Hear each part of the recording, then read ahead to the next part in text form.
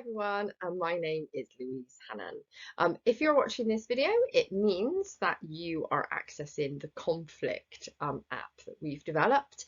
This app is to help you gain confidence, to try new things, and also it applies it directly to early years practice.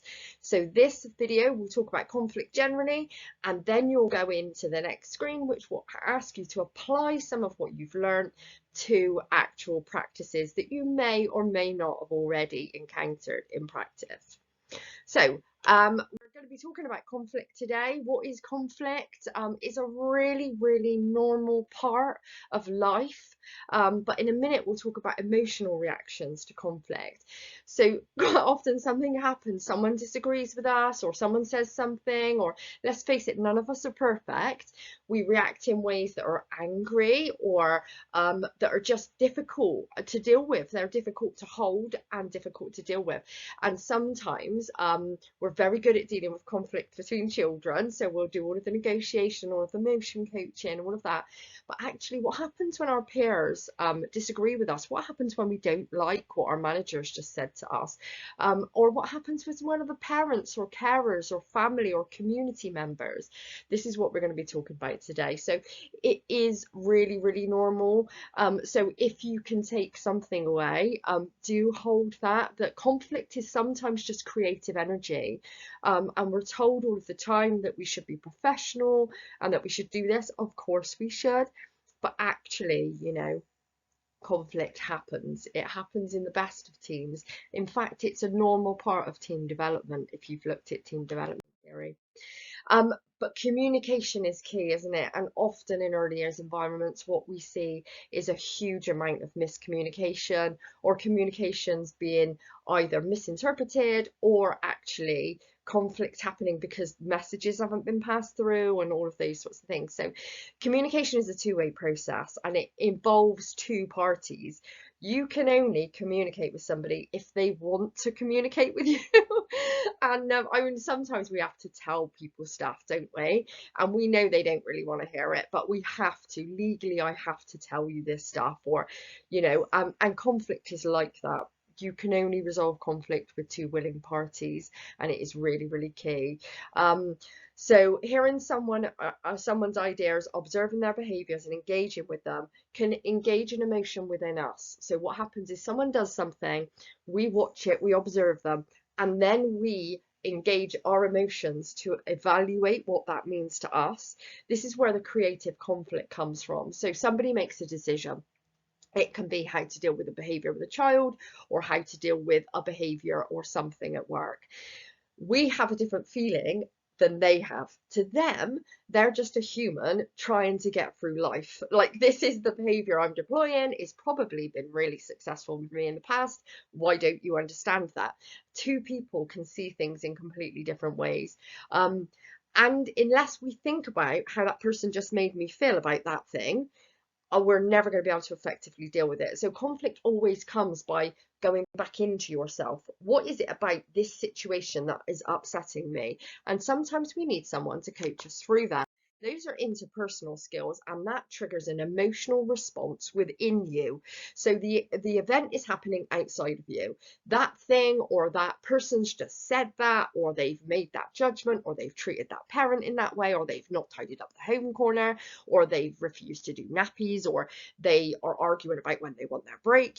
All of that's happening outside of you. We don't control that, really. I mean, we can influence it, but internally it's like, oof, something happens inside of me, and that emotional reaction is what we really would like you to think about, because when we can manage that, we can then approach the person in a calmer way, a more understanding way.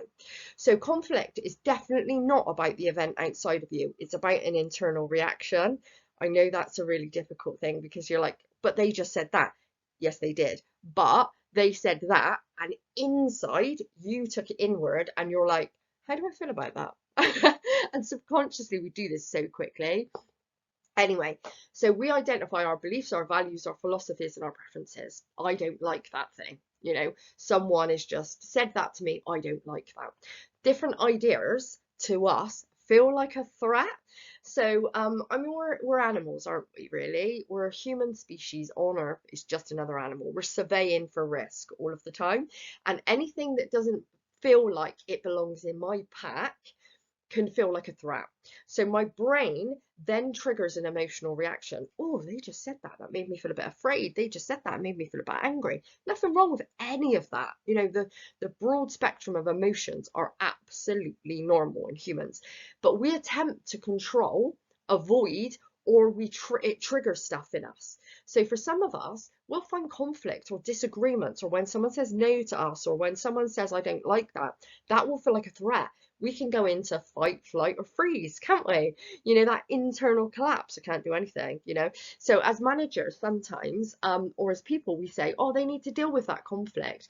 But actually, if you have an internal emotional reaction that puts you into freeze and you go into collapse, it's really difficult for you to do that. It's not easy to get over those emotions. We don't just get over it. Don't worry about it. Just talk to them.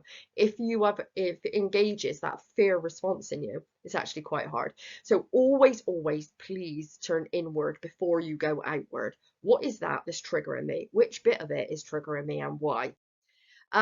So yeah, this is kind of cooperativeness versus assertiveness. So some people, you know, and you might have experienced this, something happens, they're like, whoa, like, you know, like confrontation. We see this with the children sometimes as well, don't we?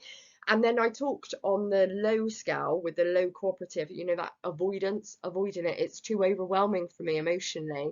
What we actually want is, or we avoid, or we just accommodate everybody else's interests. So it's just like, you can have your own way because I don't want to fight with you. What we really want is the middle or to the top one, which is the compromise and collaboration. But in order to do that effectively, we're going to have to think about how we talk to people. So, conflict resolution is not just about high stakes scenarios, it can be everyday things, can't it? And I don't know about you, some of the conflicts that you get with the people you love or the people you live with are probably the most interesting. But actually, rather than this confrontation that we see on the slide before, I just flick back. No, I can't flick back, so I won't. Conflict resolution, you know, like conflict, confrontation, we don't want to do that. We want to be like internally, we'll have a little evaluation before I approach it. Never do it in the moment. Pause, always pause, and do that reflection first. And then be curious. I wonder what we can do about this. Not, you know, like, and in my life, a lot of the time I've tried to deal with conflict by going, right, what we need to do is, and actually that's not great. Do you know what I mean? Because people will then go, no, I'm not doing that, or they will like butt up against your ideas. We want to be curious, always curious, and sometimes we need to leave it. You can access this slide deck, and in there is an extension task. There's someone just talking about some of the things that I've been talking about. But we said this, so in nurseries quite often is a lack of communication, sharing resources, conflicting beliefs, games and power struggles, and unresolved conflict. Because they didn't deal with the conflict before, it rumbles, and then the person does something else or the team does something else, and you're already carrying that stuff. So resolving conflict can really help us in order to just let all that stuff go and be able to remain curious, to kind of collaborate and compromise. So that's what we're hoping. So we mentioned this a little bit before, that we really need to normalize conflict. What we do a lot of the time, and sometimes we do this with children as well in nursery, is that there are emotions that are acceptable, so happiness and joy, and maybe a little bit of sadness, but actually anger and disagreements are kind of like, it's okay, we'll solve it, we'll do this, and all of that sort of stuff. We kind of try to see conflict as a negative, and we need to rush through that thing, or we need to push children through that thing. Or actually, as humans, we don't have what we call distress tolerance. It means I can hold that conflict even though it feels difficult for me, that someone's just disagreed with me and my ego's going, they shouldn't be doing that, or I've just gone into collapse and I feel really anxious because that person doesn't like me, or they've said this about me. We must see conflict as a positive, because it really, really, really can help us stimulate. If we go into conflict and resolving conflict with that open mind, do you know what I mean? Like, actually, I wonder what we can do about this. I wonder why we do this, and can we find a way through it? We absolutely can see it as that creative energy. If you're in conflict, it means you care about something. It means that you care about the outcome, because when you don't care about the outcome of something, you actually just let it go. It's like, how many times has someone said something and you're like, oh, to be honest, I don't care. You kind of let it go. But settings that are harmonious all of the time, this can be sometimes a bit of concern. I mean, I find this from research. I don't know if anyone's found it. So yeah, Walker says that there's a resolution to all conflict, but it does take a willingness to try. And when I was doing this research, this was one of the most powerful things that set up for me, because how many times have you tried to resolve conflict and the other person's like not willing? They're just not willing. And if they're not, then unfortunately, there's going to be very little that you can do. You can just deal with the internal stuff that is happening for you. So please do bear that in mind, that it might just be that you want to resolve the conflict the next day or the next week, but the other party is not willing. And we're just going to have to be like, okay, you're having your time, you're having your emotional reaction. How can we deal with that? Rather than, but I want to talk to you about this, I want to talk to you. It doesn't always work, does it? So the square of communication absolutely is poignant here. We have to have the right time, the right place, the right agenda, and the right words. And this is really key. Like I said before about pausing, just waiting, sometimes we're really keen, aren't we? Oh, I'll resolve that conflict now. I'll just talk to them now. Oh, it's just happened. But actually, sometimes we just need to let it go for us to go away and for us to be able to reflect and for the other person to calm down.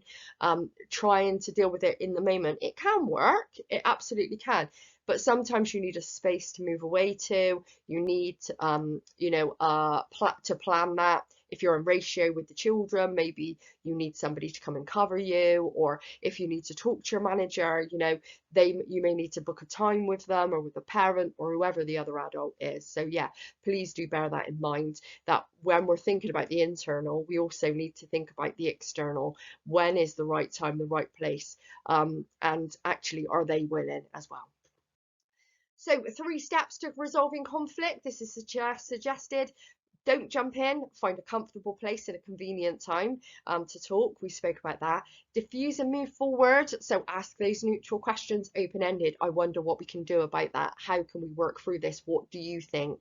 And get a consensus between your parties. So if you're finding that you're resolving the conflict between you and somebody else and you don't have a third party with you, actually, that if that other person isn't willing, then you're not going to be able to do it. And that's no fault of your own. We can't make anyone do anything. And if you've got some experience with this stuff, you'll know. Anyway, so write it down if needed. It really helps. I'm just going to take some notes if that's okay, so I don't forget what you've said, like that sort of stuff.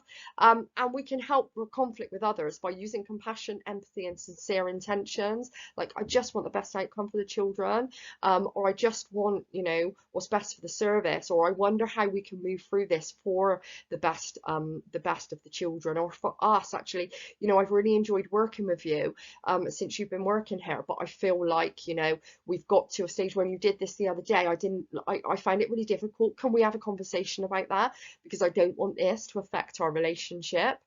They might go, it's not, and you, okay, that's not how I feel about it. Would you be willing to have a conversation with me? All of that sort of stuff. And I don't know about you, but sometimes in my life I've thought that everything can be solved with more action, and sometimes it can. Not more action or instruction.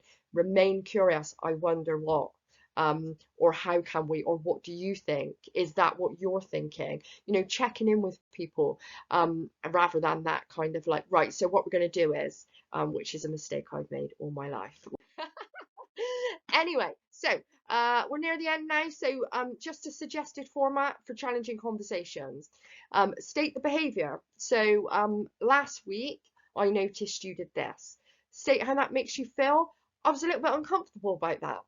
Empathize, maybe say, I'm sorry I haven't had a chance to talk to you about it before, or I know you're angry, or it may be difficult for us to have this conversation, whatever is suitable. If you've got to a point where the conflict resolution isn't working, I would state what you need to happen, particularly if you are a manager. I'm going to need you to do some training about this, or what do you think about that? However, if nothing comes out of that, you're going to have to give some direct instruction. I didn't like it when you did that. It made me feel like this. I know you've been really busy, but I wonder if we can have a discussion about that, or I wonder if we can prevent that from happening in the future. And then the chance for choices. What do you think about that? Anyway, just some quick thoughts.